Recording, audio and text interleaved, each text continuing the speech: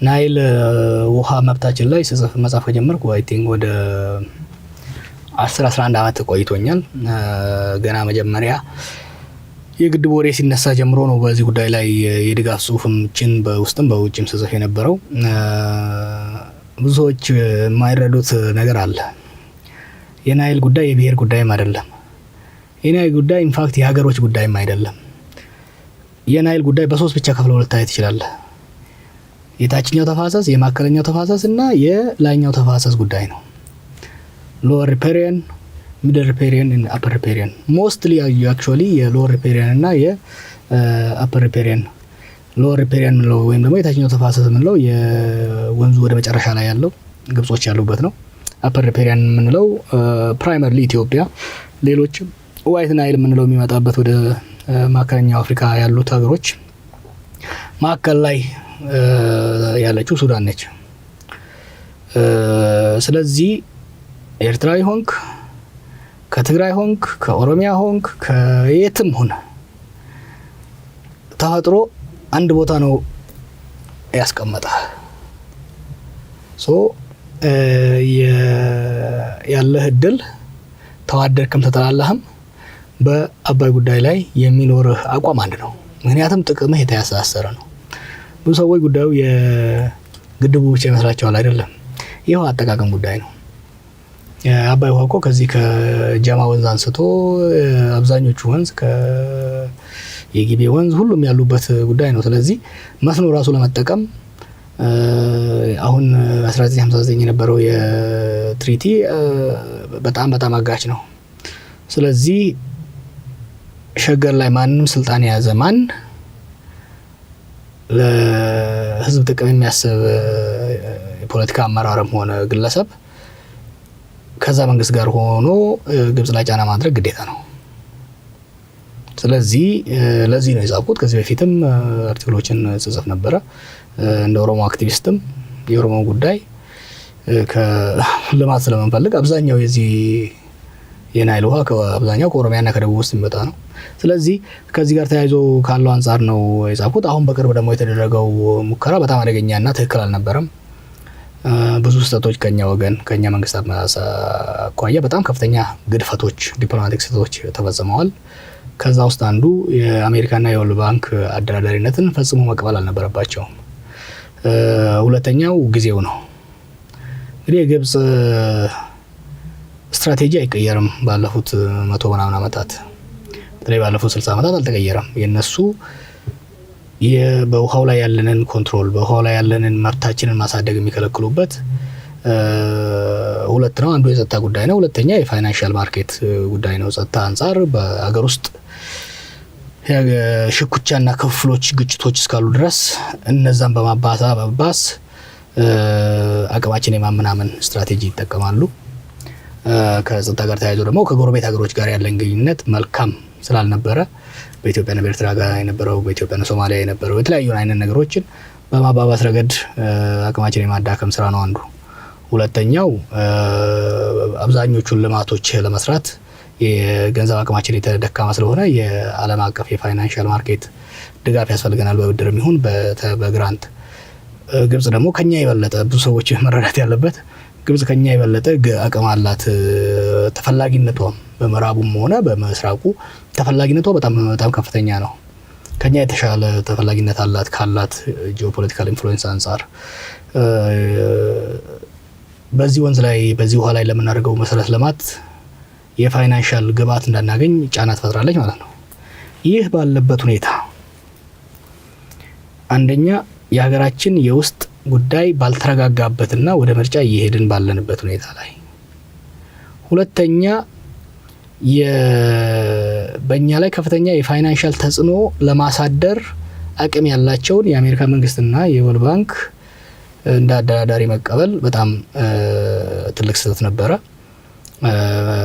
መጀመሪያ እንደውም ያየሁት የአሜሪካ የገንዘብ ሚኒስቴር ነው የሚያደራድረው ሲባል በጣም ስትሬንጅ ነው የሆነብኝ።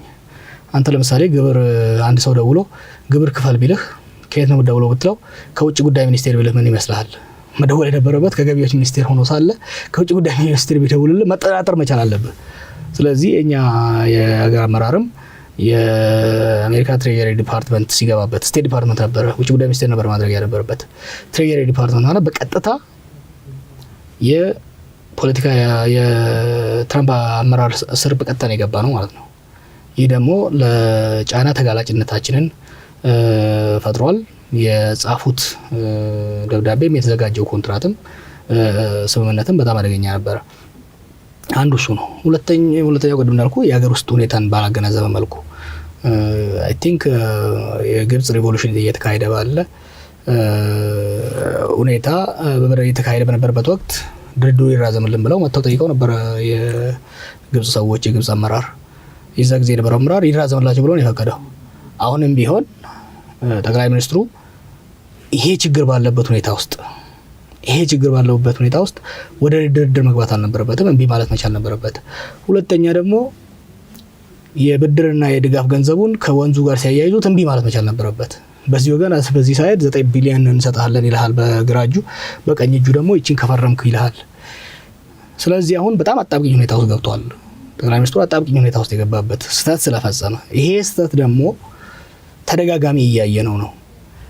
በናይል ጉዳይ ላይ በጣም የበሰሉ ሰፊ ልምድ ያላቸው ዲፕሎማቶች፣ አመራሮች ባሉበት እነሱን ማሳተፍ ሲገባ እነሱን ባለማሳተፍ በሩጫ የተደረገ ስለሆነ አደጋ ውስጥ ያለው ነው። አሁንም ቢሆን መንግስት ከድርድሩ ራሱን ማግለል መቻል አለበት።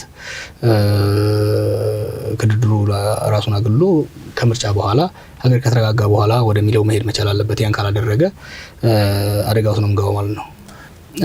ብዙም ጨምር የለውም። ሁሌም እንደምለው እዚህ ሀገር እድሎች ይመጣሉ፣ ሽግግሮች ይመጣሉ፣ ይጨናገፋሉ። ህዝባዊ መንግስት ለመመስረት፣ ዲሞክራሲያዊ መንግስት ለመመስረት በመፈቃቀር በእኩልነት ላይ የተመሰረተ የሀገር አንድነት ለመመስረት ባለፉት 50-60 ዓመታት ከነ መንግስቱ ነዋይ ጀምሮ ከፍተኛ ትግል ተካሂዷል። አምባገነናዊ ስርዓቶችን ቢያንስ 3 የመገርሰስ ችለናል። በ3ቱም ሽግግሮች ውስጥ በሚሰሩ ስህተቶች ወደ ዲሞክራሲ መሻገር አቅቶን ወደ አምባገነናዊ ስርዓት የሄድንበት ሁኔታ አለ። አምባገነናዊ ስርዓቶቹ ደግሞ የሀገራችንን ችግር በጉልበት ለመፍታት በሚያደርጉት ሙከራ ከፍተኛ የህዝብ እልቂት ብቻ ሳይሆን የልማት የእድገት መቀጨት ፈጥሯል።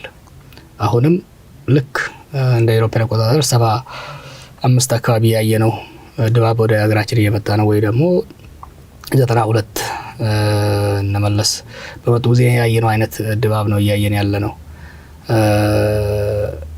አሁን 75 ላይ አይደለም ያለው፣ 92 ላይ አይደለም ያለነው። አሁን ሀገር በጣም በተዳከመበት ሁኔታ የስቴት ፍራጃይሊቲ የመንግስት ተቋማት አቅም በጣም የተዳከመበት ሁኔታ፣ የህዝብ ንቃተ ህሊና በጣም በጨመረበት ሁኔታ ውስጥ ነው ያለነው እና ሀገሪቷ አምባገነናዊ ስርዓትን ለመሸከም የሚያስችል ሁኔታም የላትም። የአምባገነናዊ ስርዓት ቢመሰረትም በጉልበት ችግሮችን ለመፍታት መሞከሩ ስለማይቀር ያ ደግሞ የባሰ ውስብስብ የባሰ ግጭት ወደ ሀገር መፍረስ የሚያደርሰን አደጋ ውስጥ ነው ያለነው። ስለዚህ አመራሩም ጠቅላይ ሚኒስትሩም ጨምሮ አሁን እያደረጉ ያሉት አዲስ አምባገነናዊ ስርዓት ለመመስረት የሚያደርጉት ግስጋሴ እብደት ነው። አደገኛ እብደት ነው። ለሀገርም ለህዝብም የማይጠቅም እብደት ነው። ይቺ ሀገር የሚያዋጣት እንደምንም አድበሳብሰንም ቢሆን ወደ ዲሞክራሲያዊ ስርዓት ማሸጋገር ነው። በእኛ ትውልድ የምናስበው የተሟላ ዲሞክራሲ ላናይ እንችላለን።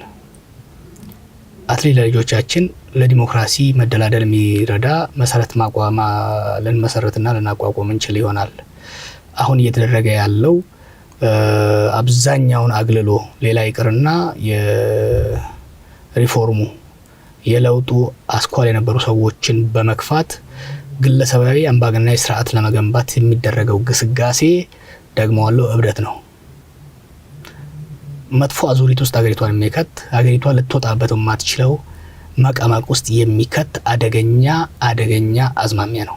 ከዚህ በመመለስ ምርጫው በሰላም እንዲካሄድ ጉዳዮች በጦርነትና ጦር በመስበቅ ሳይሆን በውይይትና በድርድር እንዲፈቱ ማድረጉ የተሻለ ነው። ይሄ ለአመራሩ ያለ መልእክት ነው። ለተቃዋሚው የአምባገነናዊ አሰራሮች ስለመጡ ብቻ ተስፋ በመቁረጥ በምርጫው ላይ ተስፋ ወደ መቁረጥና ያው ነው ብሎ ወደ ሌላ መግባት አያስፈልግም። ለምርጫው በዲሲፕሊን በአንድነት በስትራቴጂ ወደ ምርጫው መገስገስ ያስፈልጋል፣ መዘጋጀት ያስፈልጋል። በመናደርጋቸው እንቅስቃሴዎች ፍጹም ሰላማዊነት ህጋዊነትን ተላብሰን መቀጠል መቻል አለብን። ለህዝቡ ያለኝ መልእክት ማንም ይሁን ማን የእናቴ ልጅም ብትሆን እዚህ ሀገር አምባገነናዊ ስርዓት መመስረት አለበት፣ ጨፍልቀው ግደለው፣ ፍለጠው፣ አፍነው የሚሉ ግለሰቦች ለዚህ ሀገር ለዚህ ህዝብ የሚያስቡ አይደሉም። ተቃጥለው ማያውቁ በእሳት መጫወት የሚፈልጉ ወይ ደግሞ ሲያቃጥሉ የከረሙ አሁንም ማቃጠል የሚፈልጉ ግለሰቦችና ቡድኖች ናቸው። እነዛ መቃወም ያስፈልጋል።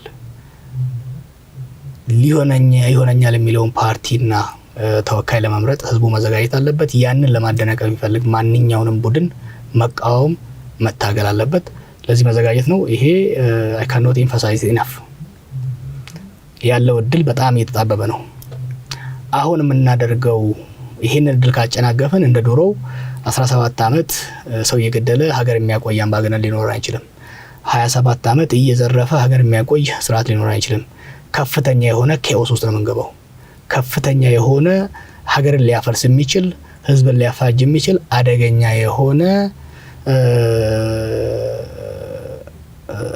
ግጭት ውስጥ ነው ልንገባ የምንችለው። ይሄንን ማዳን ነምበር 1 ኃላፊነት ያለበት ጠቅላይ ሚኒስትሩ ነው። ቆም ብሎ ሊያስበው ይገባል። ታሪካዊ ኃላፊነት አለበት። ታሪካዊ ኃላፊነት ያንን ታሪካዊ ኃላፊነት በአግባቡ እየተወጣ ነው ብዬ አላምንም። ያንን ታሪካዊ ኃላፊነት ብቻውንም ይወጣል ብዬ አላምንም። የብቻ ግስጋሴን በማቆም ከሀገሪቷ ምሁራን ጋር ከሀገሪቷ ልሂቃን ጋር በመወያየት ሀገርን በተረጋጋ መልኩ ወደ ማሻገሩ ያለን እድል በጣም የጠበበ ስለሆነ የተረፈችውን አጭር ጊዜ መጠቀም ምርጫው ሰላማዊ በሆነ መልኩ እንዲካሄድ ሰላማዊ በሆነ ተቃዋሚው ባልታፈነበት ጭቅጭቅ፣ ንዝንዝ፣ ረብሻና ግጭት በሌለበት እንድናደርግና ልክ በሰላማዊ ትግል ለውጥ አምጥተን ዓለምን እንዳስደመም ነው ዛሬም ሰላማዊ ዲሞክራሲያዊ ምርጫ አካሂደን ስማችንን የበለጠ እንድናድስና ለህዝባችንም የተፈነጠቀው ተስፋ እንዳይጨልም የበለጠ እንዲበራ እንዲሄድ እንድናደርግ መልእክት አስተላልፋለሁ።